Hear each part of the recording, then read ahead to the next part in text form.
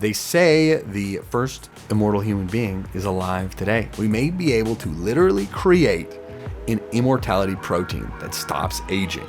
If we create this protein, aging may truly become a thing of the past. The secret to immortality is on the horizon.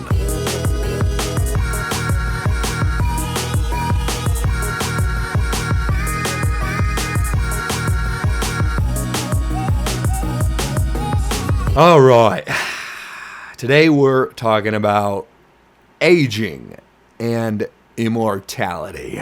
What is old age? How does one die of old age? Well, dying of old age is kind of an old, outdated concept. A long time ago, when people were just really old and then they died, they might say, oh, this person died of old age because they didn't understand the body super well. You could pretty much say this person was old and they died because of it, which isn't entirely false, but it isn't really the truth. When you die of old age, what really happens is something specific in your body fails and stops working to the point that the whole system fails and you die. Modern science has come far enough that we know that dying of old age isn't really a thing.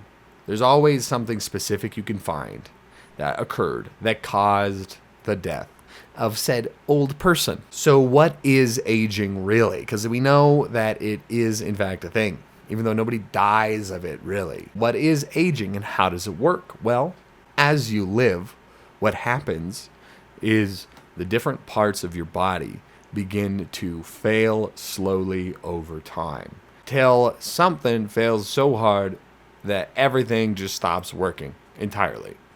That is aging. The reason why this occurs is basically because as your body lives, as you live, the various parts of your body all do this thing to continue existing called repair. The different parts of your body will repair themselves as necessary over time. Pretty much every part of your body is going to do some form of repair, some more than others. And repair in your body, in the cells and organs and parts of your body, through something called cellular replication. The cells will replicate to repair dead, damaged cells present. Technically, this process is called mitosis. You may have heard of mitosis if you took science in school. This is the replication process, mitosis. And what happens is, as the body repairs and as cells replicate and go through mitosis to replace the dead cells, the cell will duplicate. So there's two of them, so that this cell can now take the place of the one that died. And what happens is, over time, as the cells in your various parts of your body and your organs replicate, do mitosis, what happens in the process of mitosis, the DNA strands in each cell is split and duplicated, essentially, so that the cell, the DNA is in the new cell. And in the DNA duplication process, this process is imperfect. And when this occurs, a small amount of DNA damage occurs. The new cell and the old cell lose a tiny bit of DNA. There's a little bit of damage. And eventually, as the cells replicate more and more, basically, more and more DNA is lost, and eventually, important information is lost that is necessary for the cells to do their jobs, and it's just no longer present, and so the cells don't work properly anymore. The biggest thing your body has to fight against the decay of DNA in your cells is something called telomeres. Basically, you have this strand of DNA in your body, and at the ends of your DNA exist additional strands of nonsense DNA, basically nonsense information that doesn't do anything and isn't important, so that when your cells replicate, you lose a little bit of these telomeres. The telomeres start to take a little damage instead of the actual important information. And this allows your cells to replicate more without losing important information. But still, the telomeres do take damage. And over time, they get smaller and they go away, and you start to take damage on important information in your DNA. These telomeres exist to basically lengthen the lifespan of the DNA in your cells. Another thing that happens in aging is when your cells do die, sometimes they get stuck in your body because there's nowhere for them to go. They die and they just stay in your body because you can't really cycle them out very easily. An example of the opposite of this, when your body is able to get rid of it, your skin cells. Your skin replicates all the time. And when the skin cell dies, it can just fall out of your body. It's gone. It's good. It's out. But other parts of your body, like your inner organs, there's a dead cell in there or something, it's a lot harder to get rid of. So it stays and starts to cause problems. So this telomere DNA decay process is largely what causes aging. Here's some examples of this occurring in people that exist in the real world. Usually there are things that relate to experience. What you experience in life will often indicate things you struggle with in old age and what might even kill you. A person who smokes a lot in life is a lot more likely to get lung cancer later in life and die of lung cancer because they smoke a lot. And what happens is when you smoke a lot, your lungs take a lot of damage and they need to repair more. And the more they repair it, the more important DNA is lost, the more telomeres are burned away, and the more likely is your lungs start to fail later in life. You get lung cancer, they stop working, you die of lung things. Another example is runners. Marathon runners run a ton. That's what they do. And as they run, their knees take a lot of damage. The bones and stuff in their knees take a lot of damage and need to repair a lot more. And a lot of runners, like marathon runners, will need knee replacements in like their 40s, super early. Usually this knee thing isn't going to kill you, but you will need knee replacements later because of this repair damage process. Another big one is concussions, especially in football players. What happens with a concussion is your brain gets hit, or what, your head gets hit, boom, and your brain takes damage, and your brain needs to repair itself, essentially. And your brain isn't meant to repair itself too much. So when it has to repair itself, it's usually not great. And what happens is if you have a bunch of concussions, later on in life, you are a lot more likely to experience severe mental issues, mental problems. Suicide rates in football players in older age is far too high because of how terrible concussions are. And this relates to the repair process and the loss of important DNA and telomeres.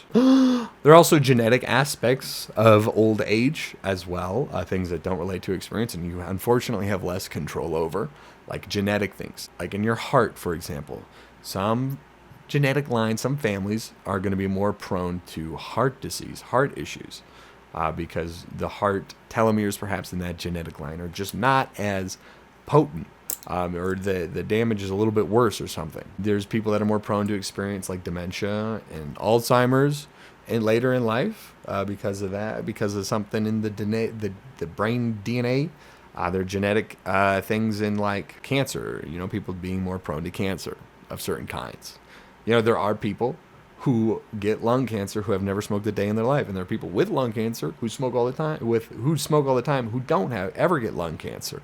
And it's because of the efficiency of the repair and the telomeres. These are examples of old age, right? Of the DNA decay process in the body and how it manifests and how it kills people. Another interesting aspect of this and why certain things can be different parts of the body can kill different people depending on genetics or experience is a concept that I like to call repair trees, organ repair trees. When a cell needs to duplicate, right, to replace one that is broken, it'll duplicate and replace the one that's broken. And then both of these cells are damaged. So what happens is if every cell duplicates, then your bodies are just gonna decay and die like really inefficiently and too fast. But if you have a far more efficient repair tree, as I call it, it won't die as fast. Skin is a really great example of this. Your skin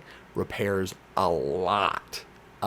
You're shedding dead skin cells all the time. There's a ton of repair. And yet your skin lasts your whole life. I mean, yes, it starts to sag and can be an issue later in life, but usually it's not the skin that kills people. The skin generally lasts your whole life, and that's because your skin has a very efficient repair tree. And what that means is the cells on the outside of your skin, right? When they die, what happens is there's one cell whose job it is to replace all the cells that died. So they die, and then this cell replaces all of them, right? So then these cells are fresh and ready to go, and then this one dies fast. But then what happens is there's one cell whose job it is to replace this one, right? And then maybe another one, and then another one, right? And what happens is this cell dies, and then this cell replaces that one. And so this one basically repaired 8 cells or whatever. And then this one only had to replace 1. So this one took very, very little damage, and it's able to upkeep all of these cells, right? And basically you can keep going up the tree, and this one, it will get replaced by this one, which will get replaced by this one, which will get replaced by this one, and it just keeps going up. And the higher up on the repair tree, as I call it, the less the cells have to replicate and the less DNA damage they take over time.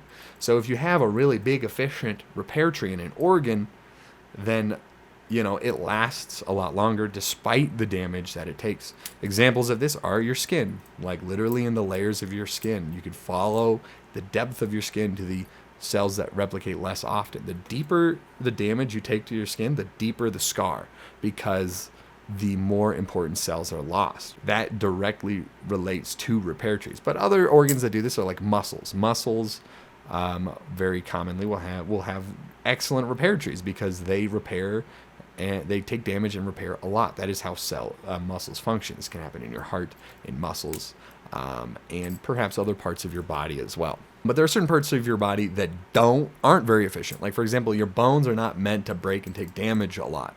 So if a bone takes too much damage, all of a sudden its repair trees are inefficient and it'll need to be replaced, and it won't work. It just won't work. It can repair, but it's not going to be able to repair a ton, like why runners need to replace their knees. Brains are similar. Concussions can cause issues because brains aren't meant to repair too often in a lifetime. So this repair tree concept is very interesting, and the reason why I bring it up will relate to what I will be talking about soon in terms of how we stop DNA decay. So how do we stop DNA decay? This happens. You can have the most efficient repair trees ever, but eventually you start to lose, no matter, it might take longer, but you always will eventually lose important DNA information and you will age. So how do you stop this DNA decay in mitosis? Well, there is an example in your body of a replication process that does not have DNA decay. And it's a very, very important process. It exists in our body. It's a protein that is produced that stops this DNA decay, and it occurs in something called meiosis.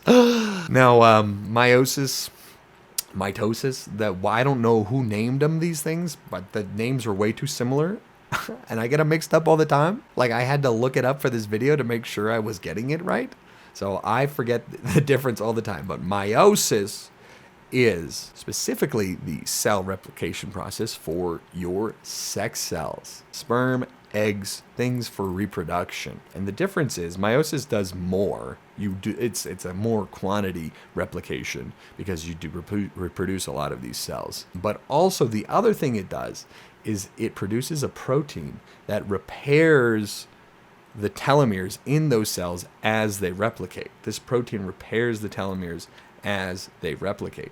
Because if it didn't do this, then your children would have short telomeres based on what point in life you had them, and they wouldn't live very long because of these really, really short telomeres. And your children live as long as you do. And the reason why is because of these proteins fixing the telomeres in the sex cells as they replicate. So, immortality. I guess the concept I'm getting to here is that there exists a protein in your body that can repair the telomeres that take damage. How can we use this protein in the rest of the body?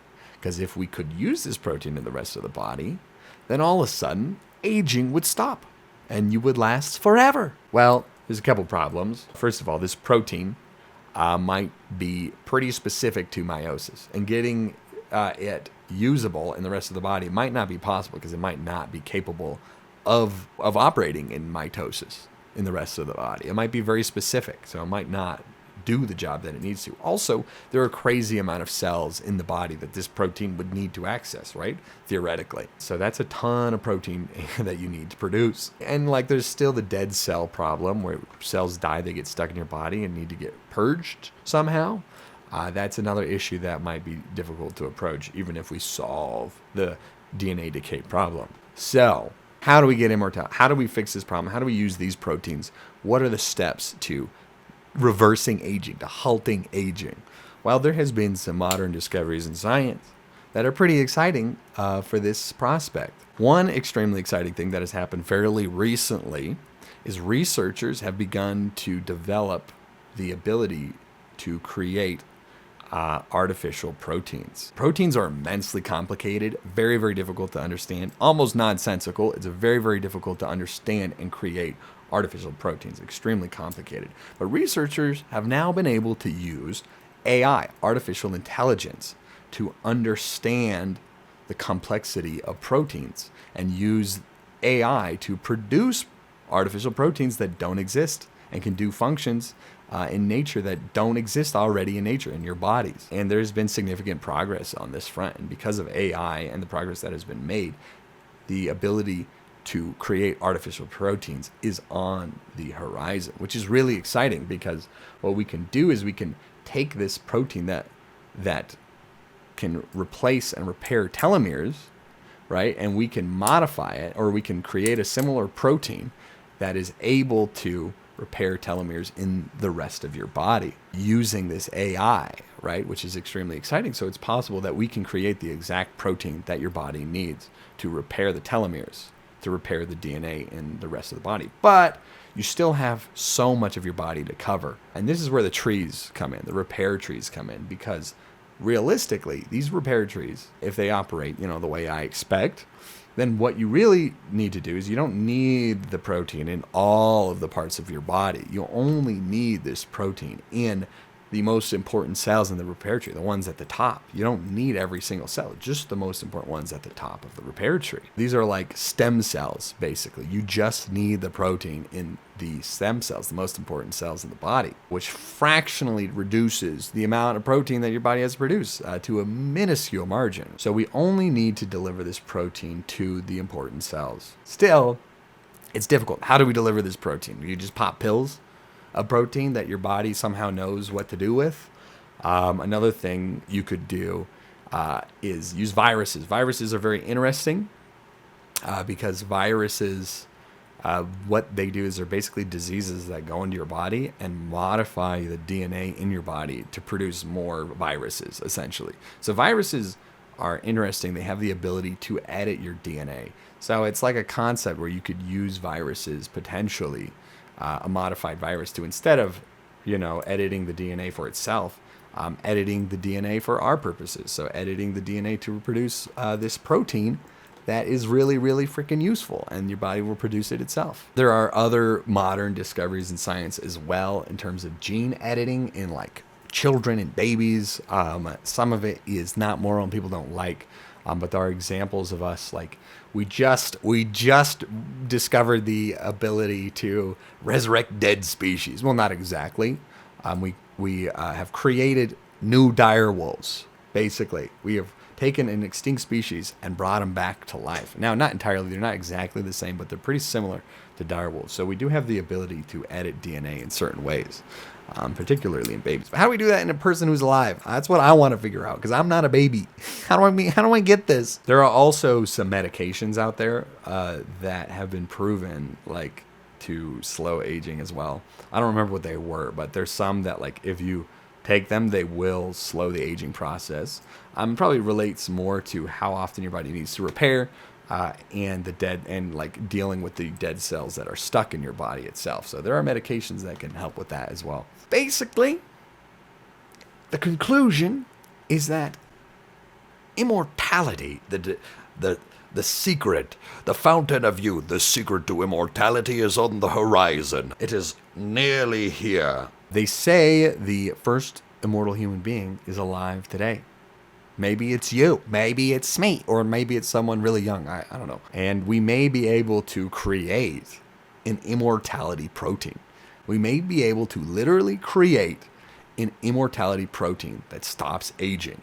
We just got to figure out how to deliver it to the body. If we create this protein, and if we figure out how to deliver it to the important cells that need it, aging may truly become a thing of the past. And then we have to deal with the overpopulation that comes with everyone being immortal. Yeah, that is it. Immortality may exist soon. What? Oh my God. Wouldn't that be great? Or maybe it would be terrible. In fiction, largely, immortality is seen as a bad thing. It's used as a tool in literature to explain the folly of man. So aging, immortality could be a bad thing. I don't think it necessarily is. I just think it would introduce a lot of complicated problems that we would have to solve. But I am nevertheless excited about it, and now you understand more about aging and the prospects of immortality in the modern age. And that's the video. That's it. So yeah, I'm gonna be done video making now. Thanks for watching. I appreciate it. I got more videos that you can watch if you want about things. Some of them funny, some of them informative, some of them a little sad. Like and subscribe. Come back for more, and have yourself a nice day or evening or whatever it is that's gonna happen for you next after you watch this video. Have a good time. This is awkward. I need to wrap this up. Yeah. Bye.